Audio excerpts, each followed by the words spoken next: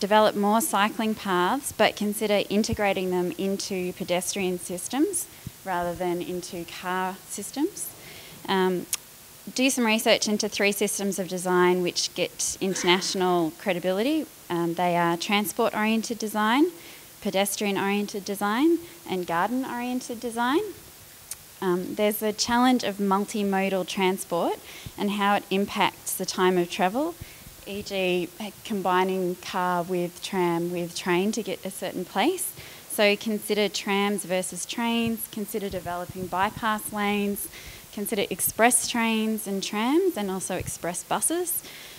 We need an information revolution, so consider making public transport more user-friendly. So for example, rather than organising buses by number, actually communicate where the bus is going to and from. There's an opportunity to have track which makes it interchangeable for if you want to use train or if you want to use light rail, and Germany was given as an example of that. That's time up. Okay, so in wrapping up, we have a few more ideas, but they can be summarised into these 5 themes. So really we need to understand what's the ideal development approach. Do we think about centres? What is the system that we use to develop it? Do we think about corridors or other? We really need to understand flows and systems. So e.g. trams without intersections, what's the stock and flow of people moving through spaces? We need to understand usage and recognise the importance of communication, so really understanding the end user. And we need to consider the timing of physical rollout versus engagement, which is really relevant for Transition 10. And lastly, remember to mobilise what we've got. So there's a lot of programs that already exist out there to connect them together and get easy wins first. That's it. Cool.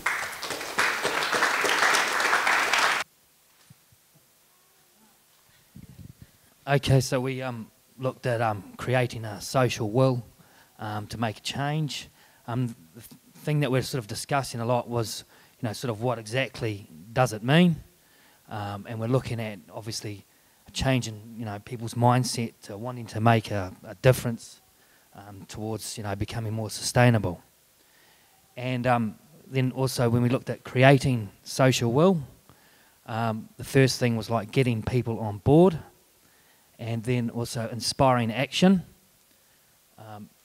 and also just trying to market it, how we're going to sort of, move it along to get everyone sort of influenced, and so they can make changes and talk to other people through the community or what other means.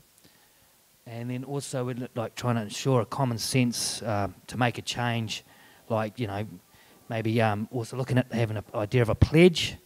There's a few examples like in the late 1900s or 19th century where people used pledges which became really successful in making social change. And we're thinking, people having a pledge to become more sustainable. So we're looking at that as well. And also other issues we're looking at, which was really important, was education, especially among younger kids at the school level, because that's where, ideas start becoming fruition, and that's where everything's sort of, kids getting used to the idea of sustainability. As they grow up, it becomes sort of a mindset. And also through that, they will, talk to their parents about sustainability, wanting to make change or something, and then their parents will talk to, their friends and things like that, and sort of try and get the ball rolling that way. And 1 minute, okay. And also just, trying to get everyone on board basically to make that change. Well done. Thanks to Creative. So we were looking at community leadership, and I guess we started by talking about the different types of leaders within our communities. We talked about engaging existing leaders, both in community, local government, in various structures, and then I guess looking at how we engage new leaders, so those that are in probably clear positions as to, we'd assume that could take on roles, or those that may be unexpected leaders. So there was a lot of discussion about that, first of all, in the group, as I was madly scribing. So there was also this notion of networks of leaders, so that leaders are not just place-based, that they need to transcend barriers, and that because of the diversity of communities and the leaders that may emerge, we need to use different communication strategies and tools to be able to both engage those people and engage broader communities. Some of the final comments that we made were looking around accessible tools, so as I just said, and to really build literacy. That came out strongly, that a lot of people in positions of leadership, of acknowledged leadership, don't necessarily have the level of climate science literacy or ability to look at this potential transition. So how can we educate and upskill them in a short period of time? So I think this was really more around that getting to yes period, and that's where this initial question came from. I think we were focusing around that, and anyone jump in if I'm not talking true to the discussion. But I think also there was a lot of, some of what we discussed was also relevant to the implementation phase. So when we're actually getting to movement and implement different strategies later on, as well as getting to yes. Okay, I don't think I've really done our group justice, but we've got some great notes here about peer-to-peer networks, that good leadership is subtle, and communication kept coming up a lot. So I hope that's okay. Thanks.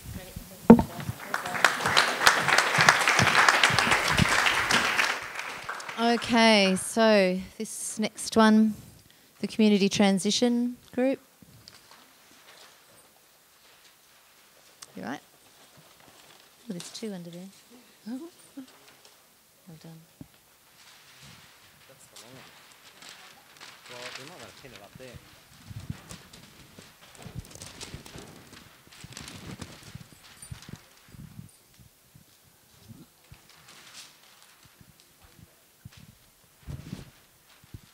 It's a cast of thousands. Okay, we were the transition community transition group. We had quite a lot of people in the group who are from transition town movements anyway.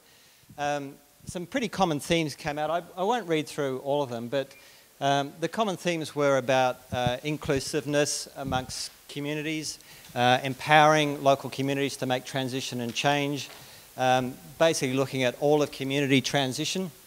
So that includes individuals, groups, businesses, council as well. We talked a lot about the idea of regaining skills that have been lost, so the whole reskilling process, and how that then brings in groups that maybe have been marginalised in community to a certain extent, particularly, say, senior citizens who have a lot of the skills that we're actually going to need for future transitions. One of the things that I mentioned, and Andrew's agreed to give me $5 for every time he uses the phrase, is that people tend to make changes for two reasons. Either they're excited enough or they're desperate enough.